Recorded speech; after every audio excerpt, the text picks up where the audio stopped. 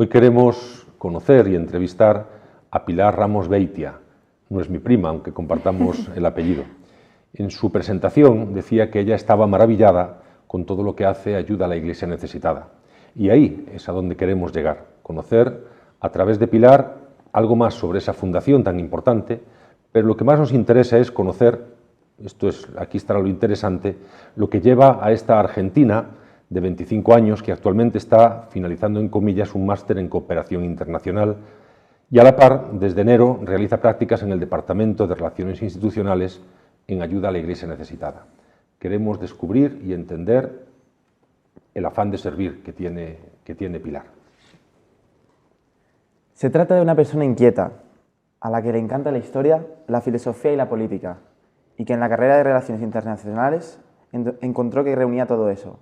Estudió en la Pontífica Universidad Católica de Argentina, en Buenos Aires. Ahí recibió una excelente formación católica y humana. A través del departamento pastoral participó en numerosas actividades durante los 4 años que estuvo ahí. Hospitales de niños, hogares de ancianos, misiones de barrios marginados, apoyo escolar, noche de la caridad, compartir con la gente de la calle todas las experiencias que le hicieron crecer y sabía que quería combinar su carrera con el servicio a los demás, de una manera internacional y desde el lado de la Iglesia. La Iglesia, dice Pilar, que es tu familia y que comparte los mismos valores que tú. Comenzamos la entrevista. Trabajas en el Departamento de Relaciones Institucionales de Ayuda a Iglesia Necesitada. Ayúdanos a entender cuáles son los fines de esta fundación pontífica y explícanos qué significa la pontificia y a qué se dedica. Bueno, primero que nada, muchas gracias por la invitación, por estar acá hoy juntos. Y bueno, al Ayuda a la Iglesia Necesitada llegué un poco por casualidad y por los caminos de Dios. Como ustedes decían, siempre quise combinar un poco mi fe con mi carrera profesional y estuve los últimos años trabajando en el sector de la diplomacia, de las embajadas, negocios, y era un mundo que al final no me llegaba, que me estaba cansando y que se había apartado un poco de lo que era mi idea original de por qué había estudiado lo que estudiaba. Entonces llegó un momento en que dije, bueno, quiero profundizar sobre el lado más social y humano de lo que estudié y además complementarlo con la práctica, y había conocido a la fundación en Francia, que había aplicado varias veces sin tener suerte, y acá cuando llegué a Madrid lo primero que hice fue mandar una candidatura espontánea y bueno, tuve suerte, me llamaron para una entrevista y justo quedé para el departamento que quería, que era el de Relaciones Institucionales. Y bueno, ACN lo que hace es una fundación pontificia, quiere decir que tiene su sede en el Vaticano, aunque su sede central está en Königstein, en Alemania. Y lo que hace es una labor evangelizadora y pastoral con proyectos de ayuda humanitaria de emergencia a los sectores más necesitados de la Iglesia, a los sectores perseguidos, a los sectores pobres, a los que más sufren, a través de proyectos, sensibilización y muchas actividades. ¿Y en qué consiste tu tarea dentro de la fundación? Bueno, en el Departamento de Relaciones Institucionales lo que hacemos básicamente es nuestra relación como fundación en España con la Iglesia española. Es muy importante la relación con los obispos, ya que ellos son los encargados, los que dirigen cada sector de la Iglesia en España. Entonces es el contacto con ellos, la relación con ellos, con las órdenes religiosas, con los movimientos, asociaciones, con otras fundaciones, con colegios, con grandes benefactores, y es un poco, todos los días cambian las tareas, es muy dinámico y eso me gusta mucho, siempre surgen cosas, también hay presentación de proyectos a benefactores, buscar convocatorias. Una de las cosas que hice hace poco fue, por ejemplo, crear un informe de delitos de odio de España 2020, y donde se recogían, por ejemplo, todos los delitos de odio contra la fe. Y bueno, además no es solo trabajar por la Iglesia necesitada, sino también aprender muchísimo, y yo digo que cada día ahí es una catequesis, sobre todo con mi jefa, aprendo un montón y también ahora salió el informe de libertad religiosa y también estamos en proceso de distribuirlo, enviárselo a todos los obispos de España para que llegue a todos lados. Y también hace un mes empecé a ayudar al equipo de comunicación y todos los jueves voy a Radio María al programa de Perseguidos pero no olvidados. Así que también me estoy insertando en el mundo de la comunicación, que no estaba previsto, pero muy contenta. Y ahora estás en DGTV. Sí, también. Que puedes venir en más ocasiones. También, sí, sí. Tú eres muy joven y has vivido ya en 3 países, en 2 continentes, has trabajado ya en una embajada, has dicho. Sí. Has realizado muchas actividades, nos refería antes Carlos, que has realizado muchas actividades de voluntariado en la Universidad Católica de Buenos Aires, ¿no? Parece que lo que hay en el fondo es un deseo de servir, ¿no? Y eso es lo que te habrá llevado a pues, acercarte a ayuda a la Iglesia necesitada, ¿no?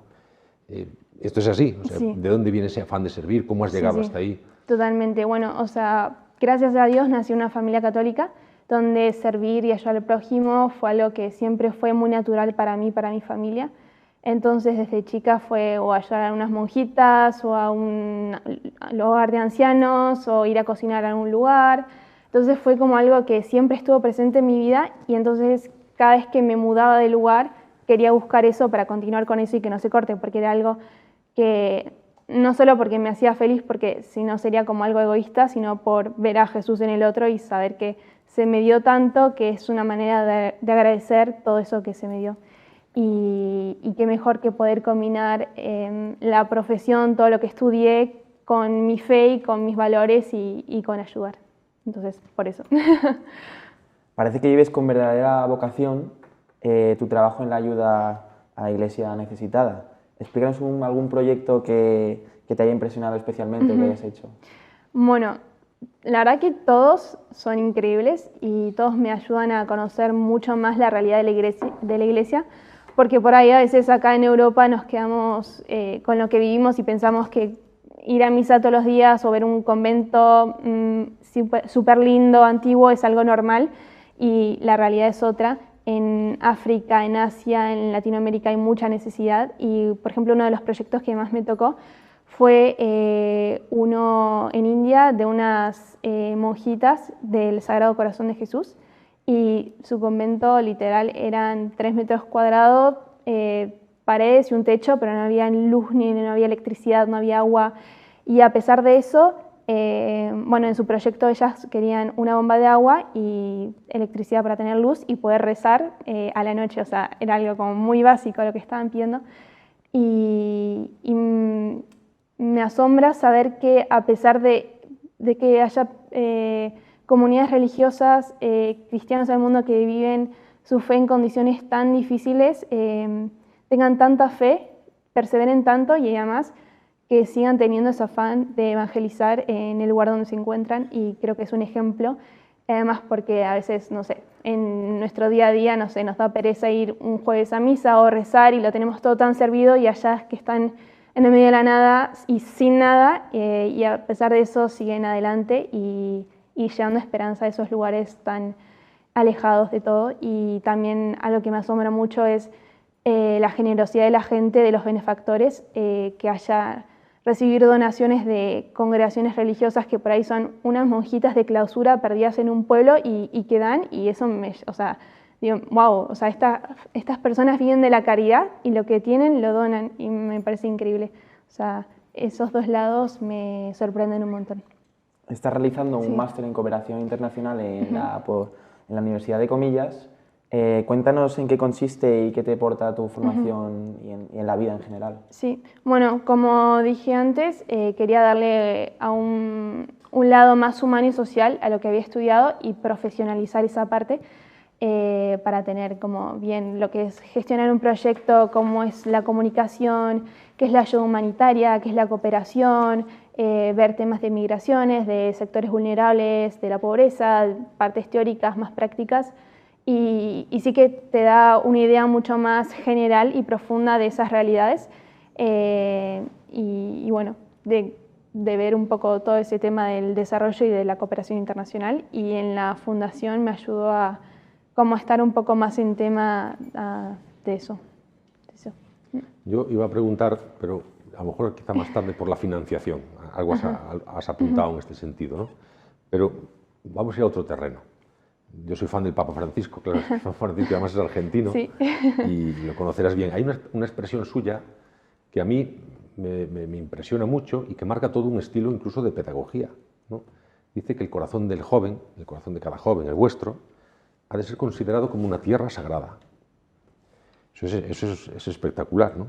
Porque sois portadores de vida divina, sois portadores de bien, y que nosotros tenemos que descalzarnos para poder acercarnos a esa profundidad del misterio. Y dice el Papa que la mirada de Dios es así, que es un padre, ¿no? Capaz de valorar y alimentar las semillas de bien sembradas en el corazón de los jóvenes. Y esto es admirable, ¿no? Porque eso te da una confianza inmensa e infinita en los jóvenes, en cada uno, con sus circunstancias, ¿no? Bueno, pues te voy a hacer una pregunta que no es nada fácil, pero Carlos y yo estamos viendo que eres una persona de profundidad. ¿Crees que la sociedad os valora a los jóvenes, que os escucha, y que la Iglesia en concreto os valora y os escucha? Bueno, yo creo que la sociedad, por un lado, siempre está marcando el escándalo que hacemos los jóvenes. Por ahí nuestras modas, la forma de vestir, la forma de hablar, lo que hacemos, nuestras decisiones, que lo entiendo perfectamente porque por ahí muchas veces son cosas que antes no existían para, no sé, la generación de nuestros padres o abuelos. Y la sociedad es como que está un poco, en mi opinión, como obsesionada por todo el tiempo marcar el escándalo, lo malo. Y por otro lado, la Iglesia, creo que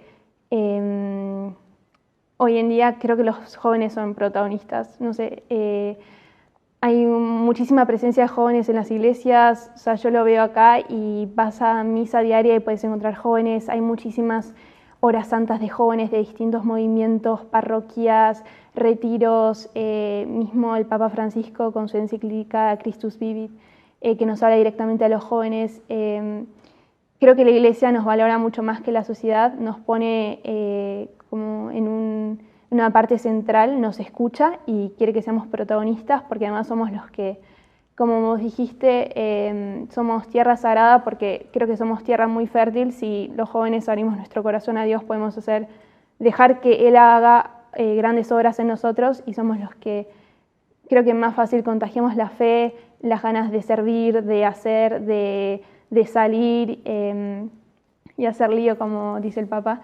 Entonces yo creo que, no sé, hoy en día creo que los jóvenes en la Iglesia están revolucionando mucho. Se habla mucho de, no sé, muchos movimientos nuevos que nacieron últimamente, muchas órdenes religiosas, conventos que se llenan de chicas jóvenes, y creo que sí, creo que la Iglesia nos está dando nuestro lugar y los jóvenes lo estamos sabiendo aprovechar. Seguimos hablando un poco de los jóvenes. ¿Existe el peligro de que caigamos en el espíritu mundano que consiste en anestesiar a los jóvenes con otras noticias, con otras distracciones, con otras banalidades? ¿Hemos de aprender a conocer el sufrimiento de otros jóvenes? ¿Hemos de aprender a llorar para ser capaces de hacer algo con el corazón de los demás?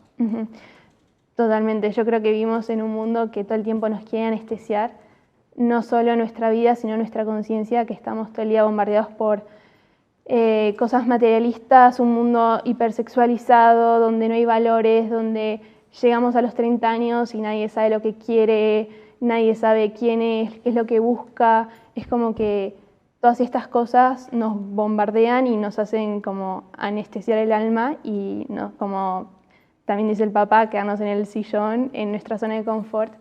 Y sí, que es muy difícil ahora. O sea, obviamente que en todas las épocas tuvieron sus dificultades, pero creo que justamente los jóvenes hoy estamos muy expuestos también, no sé, por las redes sociales, por el alcohol, las drogas, las modas, el querer pertenecer, el, no sé, tener miedo de ir contracorriente, porque por más que a veces no estemos de acuerdo, con tal de encajar, que nos mimetizamos con el resto. Y creo, con la segunda pregunta, creo que para ponernos en el lugar de otro joven hay que primero escucharlo, no juzgarlo, porque también cada uno vive su realidad como le tocó y como puede, y tratar de acogerlo y mirarlo con, no sé, como nos mira Dios, como una mirada de Padre misericordioso, y al final, o sea, poniéndote de su lado, empatizando, creo que así podés conocer el sufrimiento de la otra persona, compartiendo, llorando, sufriendo con lo en el otro, para entender cuál es su herida, qué es lo que le pasa y por qué toma esas decisiones. Está maravilloso, ¿eh? Sí, es una gran respuesta, la verdad. Nos has expresado una enorme admiración por la Iglesia y por la obra que realiza. ¿Cuál es tu perspectiva y qué te aporta tu trabajo en la Fundación de cara a conocer mejor la labor de la Iglesia? Bueno, sí que cada año que pasó y en cada actividad en que me fui involucrando en Buenos Aires con la pastoral de la universidad, en París cuando estaba en Jacuna, con las hermanas de la Caridad también y ahora en Madrid, en cada actividad o cosa que hice, de a poco como que me iba abriendo los ojos para ver la grandeza, la diversidad de la Iglesia y también cuánta gente buena involucrada está ahí trabajando, ya sean religiosos o no, acá en la ciudad, en la capital, en Madrid, que la vida diaria es una jungla, porque hay un montón de cosas que todo el tiempo nos están, tentaciones, la vida misma, la rutina, y también gente que está en el medio de la selva o en África o donde sea, anunciando el Evangelio. Y creo que Ayuda a la Iglesia Necesitada me ayudó mucho a seguir conociendo y profundizando mucho más lo que es la Iglesia, lo que significa ser Iglesia, que a pesar de que estemos a miles de kilómetros desconectados con una aldea en no sé dónde, nos necesitan, rezamos en conjunto, que nos une la misma fe, lo mismo, y al final lo que une a Dios es mucho más fuerte y trascendental. Y bueno, y también algo que me ayudó mucho es seguir conociendo la realidad de los cristianos perseguidos, que si bien había escuchado charlas, sabía un poco del tema, hasta no estar cara a cara y trabajando con eso, no tenemos dimensión y magnitud, y aún no la tengo porque ni siquiera estuve ahí ni conozco la realidad en persona, pero trabajando con proyectos y con sacerdotes que vienen a contarnos su testimonio, me impresiona la grandeza de la Iglesia. Sí. Tengo una pregunta más personal también sobre la familia, pero antes Sí. me gustaría que nos contestaras ¿en qué países la Iglesia está sufriendo más persecución en este momento? Bueno, como se sabe, Medio Oriente, que ya lleva muchos años, pero sobre todo ahora en África, hay muchísima persecución, muchísimas masacres a los cristianos, la situación en África está cada vez más difícil. Pero aún así es increíble cómo, a pesar de la situación tan dura que viven, que siguen haciendo vocaciones, que siguen perseverando, que siguen estando ahí. Pero sí que es verdad que últimamente la violencia y la persecución en África hacia los cristianos está cada vez peor. De hecho, ahora es una de las conclusiones del informe de libertad religiosa que salió recientemente y es una de las campañas que está llevando ahora ACN de África. Y por ahí lo vemos como algo muy lejano, pero la realidad de los cristianos en África también tiene que ser la nuestra y unirnos en oración por ellos, que no sea algo tan lejano o diferente a nosotros. Seguro que en tu caso, el de Carlos y en el mío, sí, tenemos mucha importancia a la familia, es un lugar de acompañamiento, de cercanía, un lugar de referencia para nosotros y quizás el más importante, ¿no? ¿Qué valores, qué sueños, qué oportunidades, qué compromisos has aprendido y adquirido en tu familia? Gracias a mi familia conocí, vi y vivo el amor de Dios en primera persona, a través de mis padres sobre todo, que ellos fueron los que me inculcaron la fe y los valores, pero después fue algo que yo elegí. Entonces, como dicen, la familia es la iglesia doméstica y yo creo que es así tal cual. Y nada, mis padres siempre me enseñaron a ser yo misma, a defender mis valores, mis creencias, a que si es necesario ir contra corriente, aunque es súper difícil, y más en el mundo en el que vivimos, en el que si no perteneces sos el raro, el diferente, el que no encaja, o algún problema tenés que ir o tenés que ir a la psicóloga. Y por suerte, por suerte en mi familia siempre encontré ese lugar de contención, de saberme querida y amada, y también, el hecho de que me enseñaron todo lo que es el servicio al prójimo y sí, eso. ¿Están en Buenos Aires tu familia? En Mar del Plata, Mar del cerca, Plata. sí. Cerca. Zona de costa. En zona de costa y playa. Dicen que un joven sabio se abre al futuro, pero siempre es capaz de rescatar algo de la experiencia de los otros. Así nos lo ha referido esta tarde. Y has hablado de tanto recibido y aprendido. ¿Dónde te ves en el futuro? Bueno, qué pregunta.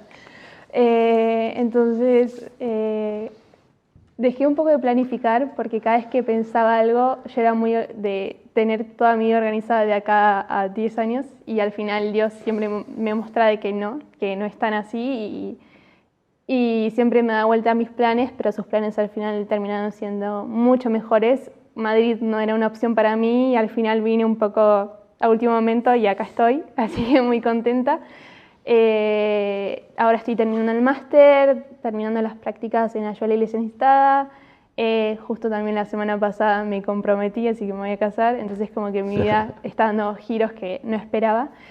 Pero sí que lo que tengo seguro es que quiero seguir siendo iglesia, o sea, ya sea trabajando para Ayuda a la Iglesia Necesitada, ya sea estando en un grupo en una parroquia, afuera, en la calle, donde sea, seguir llevando, bueno, que mi vida sea un testimonio, aunque no hable con palabras directamente sobre Dios, pero que los demás puedan sentirlo Él a través de mí y bueno, y lo que Dios quiera para el futuro.